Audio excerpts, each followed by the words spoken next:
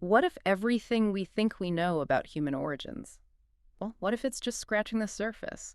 What if our real story goes back millions, maybe even hundreds of millions of years, involving things that just sound impossible by today's standards? Welcome to the deep dive.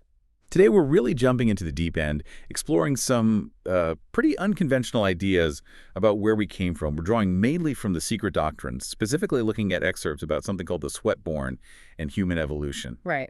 Our mission really is to unpack these ancient esoteric views. We're talking strange methods of procreation, timelines that are just vast, and ideas that challenge, both mainstream science and religion. It's definitely a different lens to look through, potentially a mind-bending one. Absolutely. Expect some surprises as we dive into these sources. So let's get started. Okay, first up is this concept. It's pretty wild right out of the gate. The second root race evolving the third, the sweat-born. The sources call it unknown to modern science, a psychic form of breeding, and apparently it's supposed to come back way down the line, end of the sixth race. What even is this? Yeah, it's a core concept early on. And that sweat, it's crucial to understand it's not like perspiration. Yeah. The texts describe it as an exudation, a kind of moisture or vital fluid.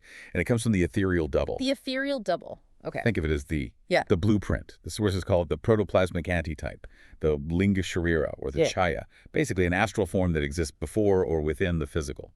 They draw a comparison, maybe helpful, maybe not, to how white blood cells are sort of exuded in our bodies now. But this is much more subtle, more energetic.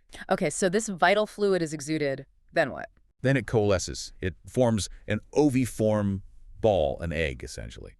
And this egg served as an extraneous vehicle for the fetus. It wasn't inside a body, it was outside. Outside? Wow. How was it nourished? Right? Nourished ab extra, they say, by cosmic forces. The sun warmed it, gave it the vital impulse, which they connect to something called kama prana. That's the life desire energy needed for physical growth. Kama prana, the drive to exist, basically. Exactly. And the visible sun is just a reflection of the true energetic sun, this gigantic ball of electromagnetic force. Then the moon cooled and shaped it. The moon's influence is described as psychophysiological. Psychophysiological, so mind and body. Yes, affecting the psychological brain, which is interesting itself in the actual form. It's linked to the lower manus, the sort of instinctual mind, and the astral body. Its emanations are even called vampirizing, like they subtly draw out or shape the essence. That's a lot to take in. The sun giving life force, the moon shaping the mind and form, all externally. And the text makes a leap here, right? Yeah. Connecting this ancient idea to us now, saying even we are egg-born. It does. The point being that we all start in an ovum, an egg. So there's a kind of universal principle, an echo. And this ties into their critique of, 19th century science. They point out scientists then admitted huge gaps, like Magendie saying basically we don't know how a fetus digests anything, or Sir Michael Foster admitting knowledge of embryonic functional development was almost a blank. So the argument is, if science admits it doesn't know everything about current processes, Exactly. Then how can it dismiss possibilities from the deep past, especially processes described as fundamentally different, more psychic or astral in nature?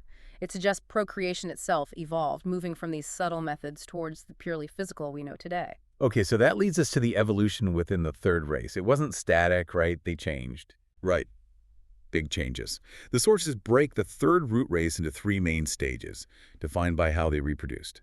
The very early ones, the early subraces, were described as entirely sexless, even shapeless. They only used that sweat-born egg method we discussed. Exudation and external eggs. Okay. Then came the middle subraces. Things shifted. The man-bearing eggs started producing beings where one sex gradually predominated. This led to what they call a distinctly hermaphrodite or bisexual humanity. Hermaphrodites, so both male and female aspects in one being. Essentially, yes. Yeah. And they link this physically manifest state to a psychophysical one, a conjunction of Mercury, Booty, and Venus. Booty and Manus, those are key esoteric terms. Booty is like the higher intuition, spiritual soul. Right. And Manus is the higher mind, the intellect.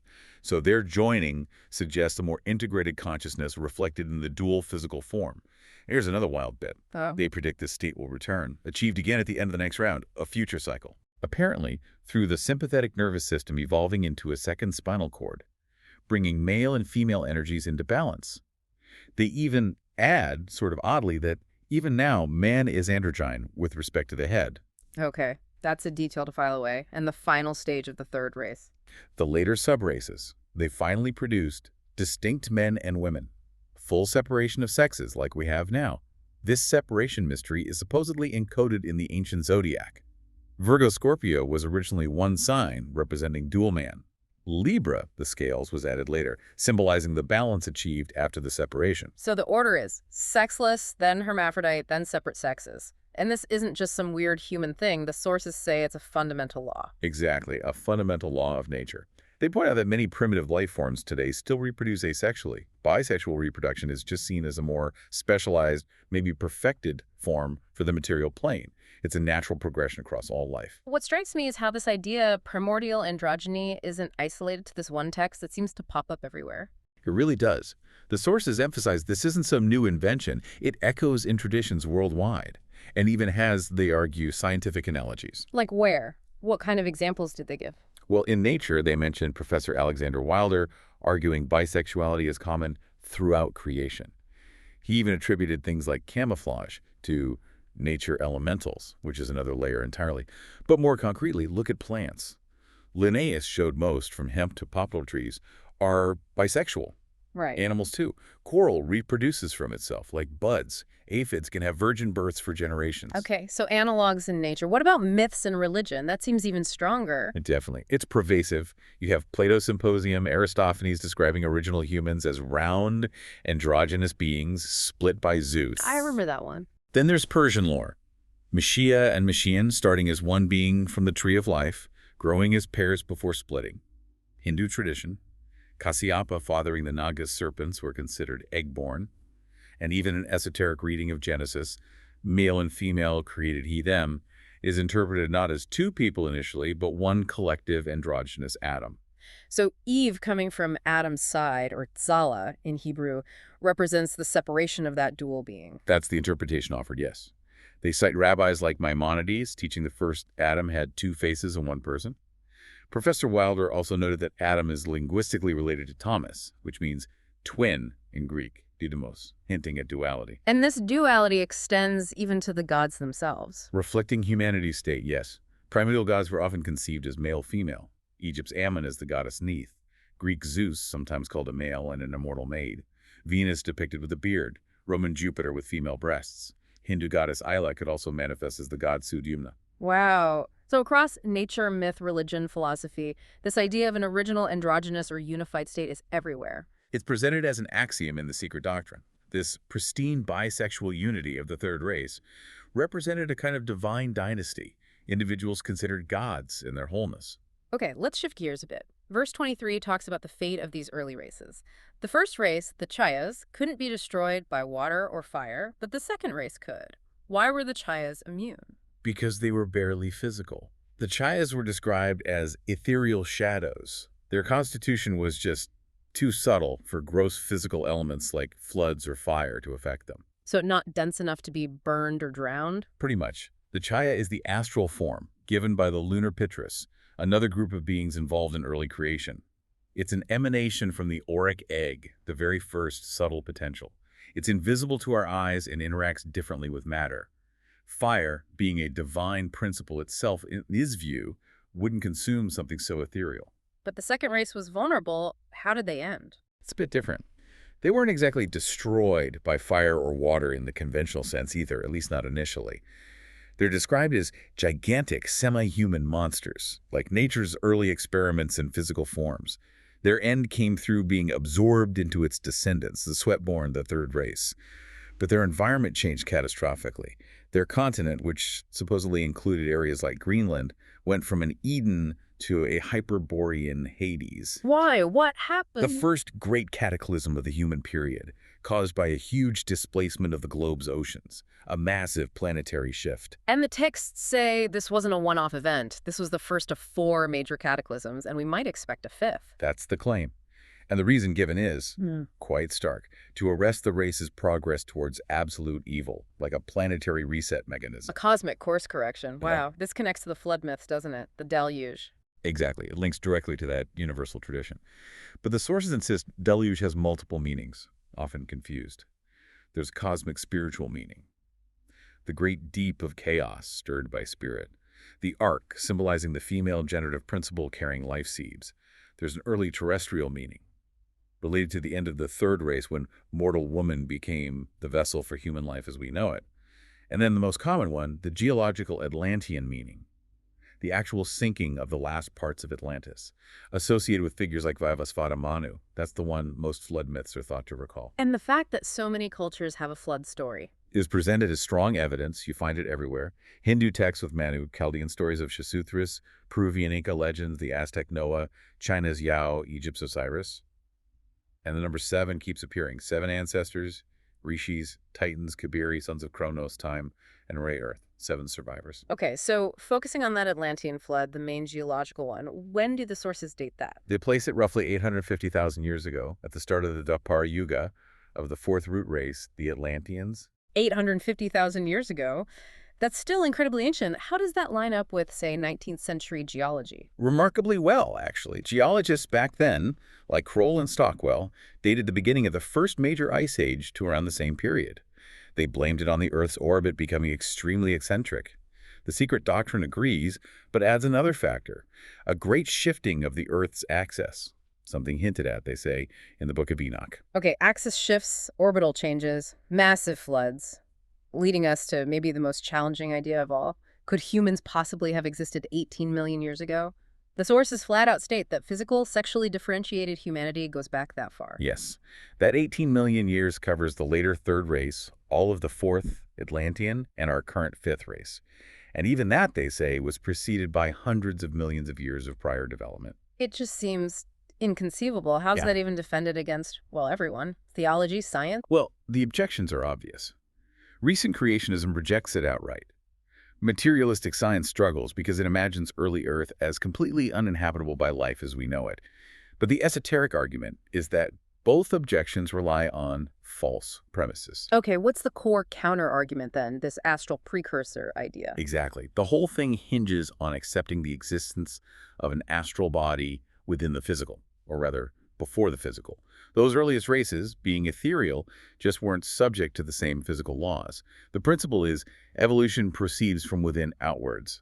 The inner subtle form comes first and is more adaptable. So even if the physical Earth was volcanic, toxic, the astral human wasn't affected. That's the idea. In those epochs of insufferable heat, deleterious atmospheres, the boneless astral human was impervious.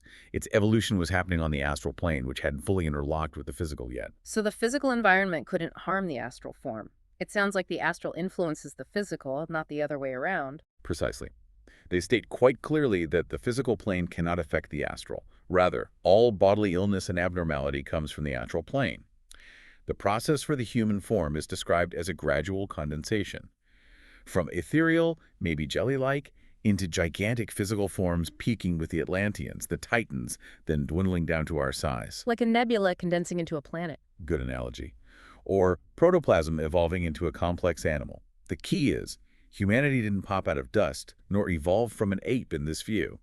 It solidified from its own astral prototype, the Linga Sharira.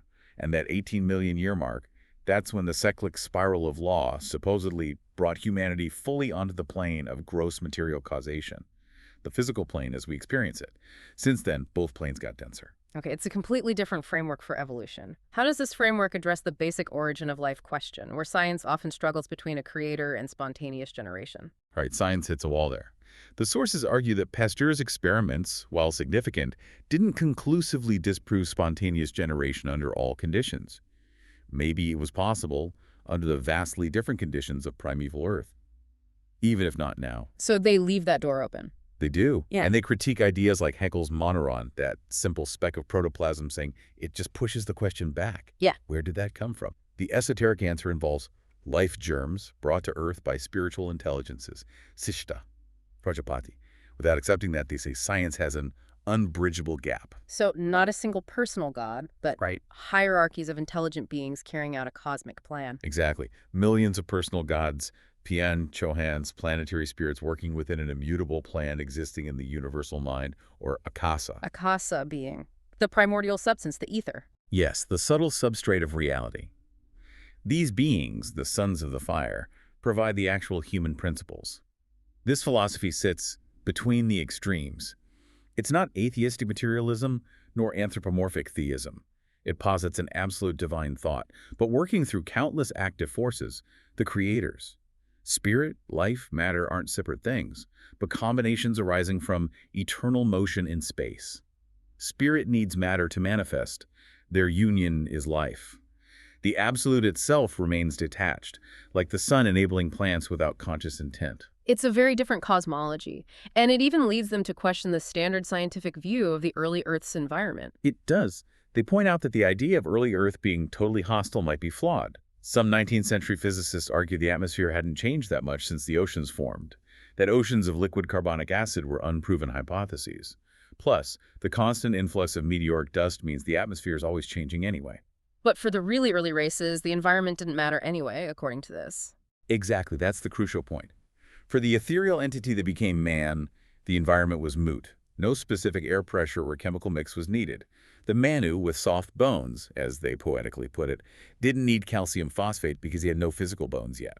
So, given all this, how can they claim science can't refute it, especially with that huge 18 million year number? By pointing to the uncertainties and vastness within science itself. Science's own geological timelines were, even then, enormous and varied. Helmholtz calculated 350 million years for Earth's cooling. Others estimated strata deposit took up to 648 million. These vast spans, they argue, provide ample room for the esoteric story. And science itself changes. Constantly. That's a key point. Heliocentrism was once heresy, now it's basic fact. Mesmerism was ridiculed, now we have hypnotism. The suggestion is that today's wholly intolerable belief in an 18-million-year-old humanity might just be accepted by the larger knowledge of the future. Who knows? What a trip. Seriously. From sweat-borne psychic breeding to hermaphrodites, multiple deluges, and an 18 million year human history, it really turns conventional thinking on its head. It absolutely does. This deep dive shows an evolutionary picture that's just far more complex, ancient, and deeply tied to spiritual or subtle realities than we usually consider. The core idea running through it all is this gradual condensation from ethereal prototypes and a human story vastly older and stranger than we typically imagine. It leaves you wondering, doesn't it, if our understanding of origins could be this, limited, or maybe just different, and if subtle bodies played such a huge role for so long. What other fundamental ideas about who we are, where we came from, and maybe even where we're going might be completely up for grabs? Something to definitely mull over. We hope you'll continue your own deep dive, keep questioning, keep exploring. Thanks for joining us.